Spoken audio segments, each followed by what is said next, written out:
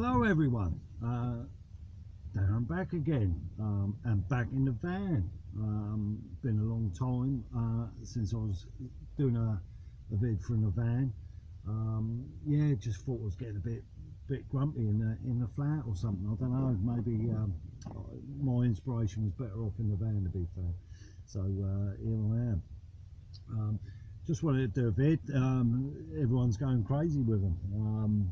Only Phil out there, mate. God, mate, you can't be getting much work done. But you know, I appreciate all your vids, mate. I have been watching them all.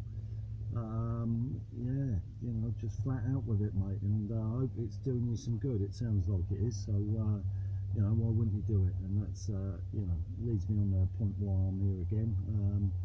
Because they do me good. It's just as important for me to do these for myself as it is to do them for you guys that are watching. You know,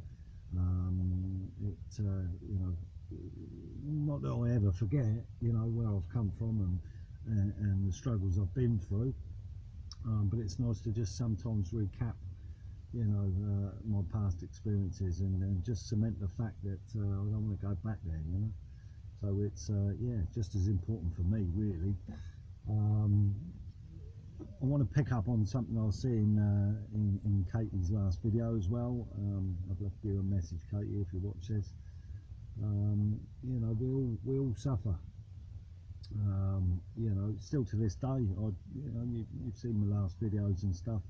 You know, in the last few days the sun's been out. I mean, it's fucking freezing, but the sun's out. I just feel instantly better for it. Do you know what I mean? It's just, you know, it's nice to this feels like proper sunshine, you know, not a gesture of goodwill. It's you know, some decent sun, and it feels like it's radiating some nice vitamin D, which we all fall shy of in the winter months, you know. But yeah, so Katie's video, you know, and she sort of, you know, had a particularly shit day, and you know, as addicts, you know, we fall foul of the fact that you know, on a shit day you want to go home and you know, partake in your particular vice, you know, and get some comfort out of it. But you know, we know that that's the, you know, the wrong thing to do. There's no comfort in it, just more misery. But many a time in the early stages of recovery, I mean, still to this day, you know, if I've had a particularly bad day, it's weird, you know, the thoughts that you know, that can creep into your mind, and you know, it's not as strong as it used to be, but occasionally, you know, things sprout up even after the length of time that I've not gambled for. It's crazy, really. But you're never free. You just you know, you've got to keep them barriers in place and still remain so strong, you know. One little bit of weakness and away you go. Not weakness, but you know what I mean. So yeah, it's sad to see Katie, but she done all the right things and stayed strong and spoke to people. That's the important thing. If you're down and you've got that opportunity to phone somebody and speak to them, I know that's not the case for everybody, but you know, in one of my early vids I said how important it is that if you really want to quit gambling and get control of your life again, then the more people that know about it, the better, because in the time when you're in recovery and you're having a particularly bad time, then you can pick the phone up to somebody, can't you? Whereas if you know, just go in the recovery on your own, when you're struggling, there's nobody to talk to. So it's vitally important to you know, get them channels of communication, you know, and ducks in a row.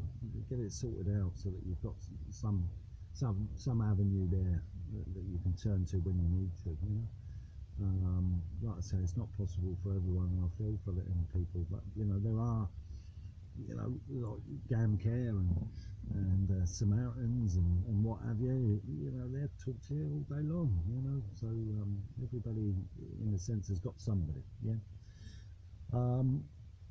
Other things, you know, that you know, sprouting up with the influx of videos going on and stuff is a point that keeps popping up now and again, about us as gamblers, and Phil said it last couple of videos actually, about, you know, when it turns to the point where gambling's not about winning, and that's so relevant. You know, it's gambling for a gambling addict is not about the winning. It's just nuts, isn't it? You know, it's got absolutely nothing to do with it. It's just about the time, isn't it? It's the time and getting that fix and that dopamine hit that he's on about. It's so true. Towards the end of you know, my gambling antics, I mean, it was crazy. I was just, you know, it was no figure. There was no figure there at all that I would have won, because it was just really, I just had to gamble. It wasn't about the money. So very true. And if you're at that point, you know, that we've all done it. You know, I can remember examples of coming out the bookies and I've won, like, you know, the jackers out there, at the slot machines, the fob keys and stuff, and got in the motor, chuffed as bits and driving around, and then 2 hours later I've got cash on the hip and I'm starting to get twitchy again. Go into another bookies 10 miles down the road and chucked it all back in. And same examples online, isn't it? You know, with these withdrawals and the crap that they get up to. So you can withdraw, they hold on to your withdrawal, and you can cancel it, you know, and people do that on a regular basis. They know it. I mean, if it was, you know, they should just withdraw it and it's done. Do you know what I mean? Or you know, it ain't going to be processed straight away, but get it out your way. The reason they give you that opportunity to cancel it is people, they know the gambling addicts out there don't want to deposit anymore, do they? You know, because it's going to be another stamp on the bank statement for the partner to see or what have you. So they'll just go, oh, well, I'll just nibble a little bit of that back, you know, and then you start the withdrawal process again. Well, it seldom works, does it? You know, and you end up squandering the lot back, and the shame and what have you that comes from that, it's just unbearable, isn't it? You know, and these feelings of waking up as well. So yeah, I think Phil was saying about that as well. You know, that that's the thing that for me, is the best thing in the world about not gambling, is that morning feeling. I don't miss that. You know, waking up and you know, your stomach churning. Did you win? Did you lose? How much did you lose? And you know, what have you? A real kick in the fucking nuts in the morning, first thing, when you're feeling like shit. You know, to realise that you've done your bollocks in, and you know, how you're going to fend this one off, and it just sets you up for the day, doesn't it? For a shit day, you know, because you're just absolutely, you know, fucking bits. But done it hundreds of fucking times, you know. And it takes a little while for that process to go, and you know, after a while, you know, when you're waking up and the first thing you think of is you know, you've got to get the kettle on or something, it's a blessing. I mean, people take it for granted that don't have these addictions, you know, but it's such a lovely feeling, you know, just to get up and not worry about it. So for me, I enjoyed that, and that's really one of the things that kept me going, and you know, forced me to stay on the wagon, you know, and fight it as best I could, just feeling a little bit fresher in the mornings, you know, and that set you up for the day. Don't get me wrong, we all get shit days still, don't we? You know what I mean? But it's just a nice feeling not to wake up and fucking slump over because you've done your bollocks, and yeah, your day's fucked already and you haven't even started it, you know. So yeah, so that's, you know, a couple of the things. Going back to about the winning, you know, for me, you know, what Phil said was 100% right. Absolutely 100% right. There was no figure. It wasn't about the money. I just needed to my frustration was obviously when I was getting down to the nitty gritty and I was about to lose my money. And he said this as well. I really wanted it to go to zero, to get it over out of the fucking way. I mean, if the slot players out there, you know, will understand this. You know, you get to the point where you've had a certain balance and it's now down to next to nothing, and this slot just chucks in these little and just keeps you hanging on a fucking string. And you know, you're like, oh, am I out? And then you get a bloody bonus come in or something, and then all your excitement levels go again, and then it gives you, you know, I don't know, say £100 and you're off and running again. I just threw my fag in there. And then, you know, it's doing no good for your ticker, is it? But I would rather it just fucking blew me out, because all I wanted really was playing money, and you know, the bonuses really and wins were just keeping me playing. That's all it was about. And that goes back to that fixing. It's just giving me some chemistry in there. It's setting it off in it and pleasing me. But you know, there was no money. I mean, time and time again, I've been up the massive figures that, you know, you should have withdrawn and you could do good things with, but it wasn't about that. It wasn't about that at all. It was just, you know, time to gamble. It was the gambling that was more important to me than the fucking money. Obviously, the money that I was spending, I had no care and consideration about. And likewise, the winnings, it didn't matter. That just fueled further gambling. So, you know, you're in this vicious cycle, aren't you? You know, because whatever you withdraw really is going back, isn't it? You know, in where it's just come from. Slowly but surely, it does, you know. And I've done it many a times, you know, looking back at it about purchases and things. You know, about buying certain things, and I would look at things in the shop and think, fucking hell, I ain't paying that for a, you know, whatever, a pair of trainers or something. I can't justify 50 quid for a pair of trainers. Fucking hell, hit Primark for a fiver, you know. But then I'd happily go and do that in fucking 5 minutes in the boogies, you know, just absolute bonkers. The brain of a gambler is it's just a horrendous ordeal that we go through, you know, scrimping and saving, and you know, just being, you know, totally ruthless, you know, but in all the wrong places, isn't it? You know, we're just spending all this money to, you know, to do this, feed our habit, you know, our addiction, and that's the crux of it. That's how evil gambling is, you know. Once it's got you, you've just got to gain that control back, haven't you? Gain that control and start getting some structure and appreciating, you know, the finer things that you can do with your money, and how, I've said this before, how much money you don't actually need to live.